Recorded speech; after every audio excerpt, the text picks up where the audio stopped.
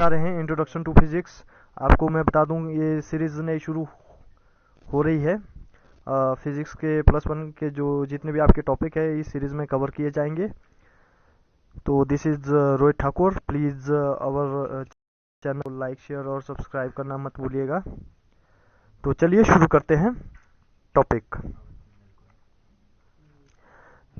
तो मेनली जो हमारे पास आज का, सॉरी थोड़ी सी बफरिंग देखने को मिल रही है। आज का जो कंटेंट है जिसके बारे में हम पढ़ेंगे, सबसे पहले हम फिजिक्स के बारे में जानने की कोशिश करेंगे और उसके बाद इसकी ब्रांचेज को समझेंगे और उसके पश्चात हम फिजिक्स का रिलेशन देखेंगे जो अदर ब्रांचेज है साइंस की। ठीक है, तो चलिए डिस्कस करते हैं वन बाय वन। फिजिक्स, जब हम फिजिक्स के बारे में सबसे पहले थॉट आता है, जितने भी नेचुरल इवेंट है आपके जो अक्ल होते हैं, जितने भी नेचुरल फिनोमिना है, तो उन सभी को क्या है फिजिक्स कवर करता है। जो किसी इवेंट के होने के पीछे की अवधारणा है उसको हम किसके माध्यम से, फिजिक्स के माध्यम से समझते हैं। तो एग्जाम्पल के तौर पर आपने देखा होगा रेनी सीजन में, ठीक है ना, रेनबो फॉर्म होता है। तो जो रेनबो फॉर्म होने का कारण क्या है, ठीक है, तो इन सब चीज़ों को हम किसके माध्यम से समझेंगे, फिजिक्स के माध्यम से समझेंगे। और सिमिलरली जैसे आप कोई चीज़ है ऊपर की ओर फेंकते हैं तो वो नीचे की ओर आती है। तो इस इवेंट को भी हम लेक्चर में समझेंगे। तो फिजिक्स जो है ये आपके गैलेक्सी के लेवल से आपके जो स्मॉल एटॉमिक लेवल तक चलती है।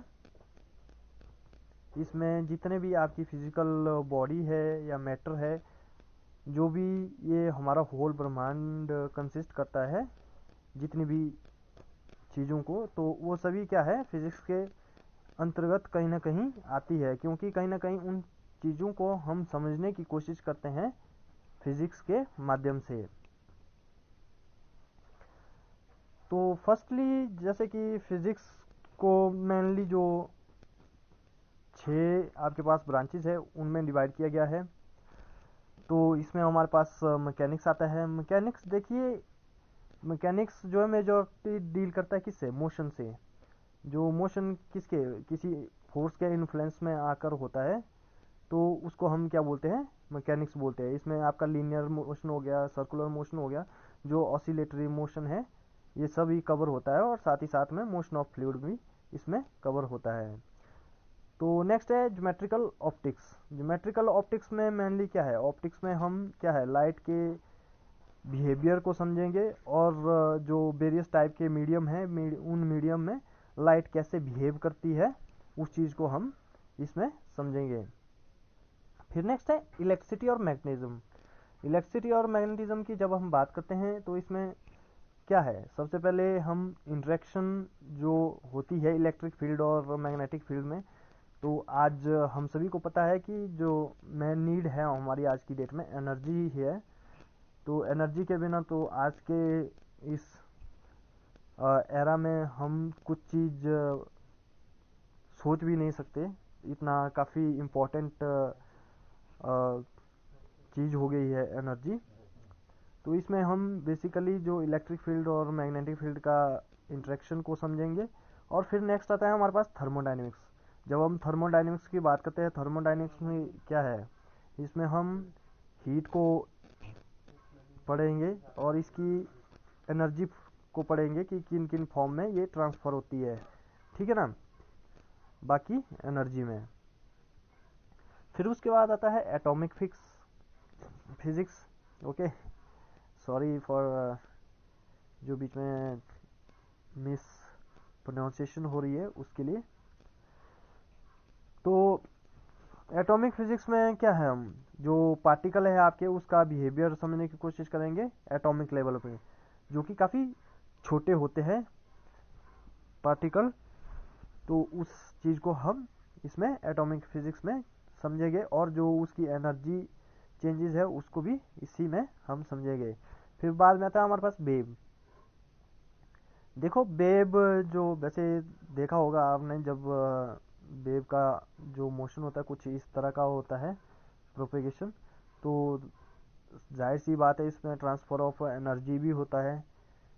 ठीक है, तो वेव को हम समझने की कोशिश करेंगे, थ्रू स्पेस समझने की कोशिश करेंगे, और जो वेरियस आपके मीडियम है, सॉलिड, लिक्विड, गैसेस, इनमें भी हम इसको समझने की कोशिश करेंगे। फिर relationship between physics and other subject. सबसे पहले फिजिक्स एंड मैथमेटिक्स की बात कर लेते हैं। Physics relate strongly with mathematics. Many physics concept जो है मैथमेटिकली एक्सप्रेस्ड किए जाते हैं। तो मोस्ट ऑफ दी जो फिजिक्स है डिपेंडेंट है किस पे, मैथमेटिक्स पे, क्योंकि मैथमेटिक्स का काफ़ी असेंशियल रोल रहता है फिजिक्स में। फिर नेक्स्ट बायोलॉजी में आता है। जब बायोलॉजी की बात करते हैं हम स्टडी ऑफ सेल्स की बात करते हैं, माइक्रोस्कोप की बात करते हैं, आपके एक्सरे की बात करते हैं, वो सभी क्या है आज पॉसिबल हो पाई है, एप्लीकेशन है जिससे हम जो बायोलॉजिकल डिजीज है उनको फाइंड आउट कर पाएंगे। लेकिन सबसे पहले उन चीज़ों को हमने किसके माध्यम से समझा, फिजिक्स के माध्यम से समझा। तो कहीं ना कहीं ये रिलेट करता है बायो से। ठीक है ना। तो नेक्स्ट आता है केमिस्ट्री के साथ। देखो केमिस्ट्री के साथ भी बहुत सारे जो आपके केमिकल रिएक्शन होते हैं और उसके एटॉमिक स्ट्रक्चर में जो वेरिएशन देखने को मिलता है, उन सब चीज़ों को समझेंगे। और जो एटम की रिएक्टिविटी है, किसी की हाई है किसी की लो है, वो सभी चीज़ें, ठीक है ना। तो कहीं ना कहीं फिजिक्स रिलेट करता है केमिस्ट्री से, और पर्टिकुलरली हमें इन सब चीज़ों को समझने में आसानी होती है।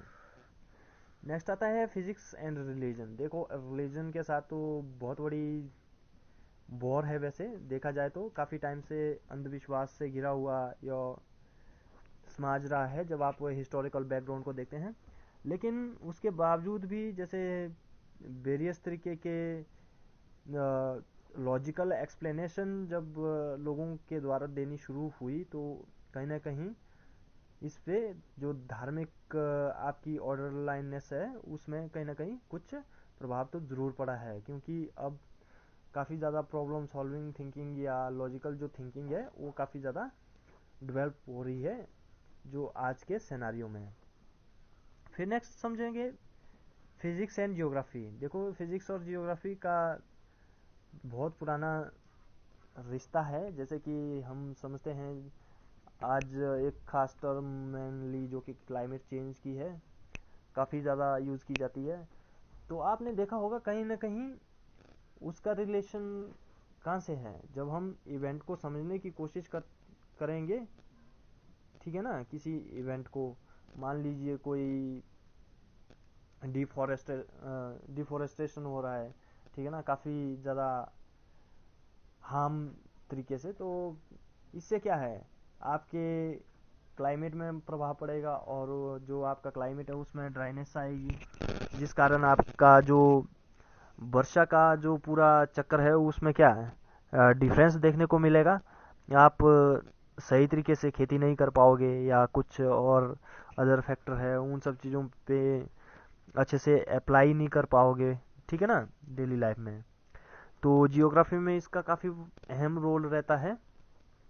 तो नेक्स्ट है फिजिक्स एंड टेक्नोलॉजी। देखो टेक्नोलॉजी की बात में हम देख सकते हैं जैसे कि जिस फ़ोन के माध्यम से या जिस भी लैपटॉप के माध्यम से आप भी ये वीडियो देख रहे हैं, वो सभी क्या है फिजिक्स के कारण ही पॉसिबल हो पाया है।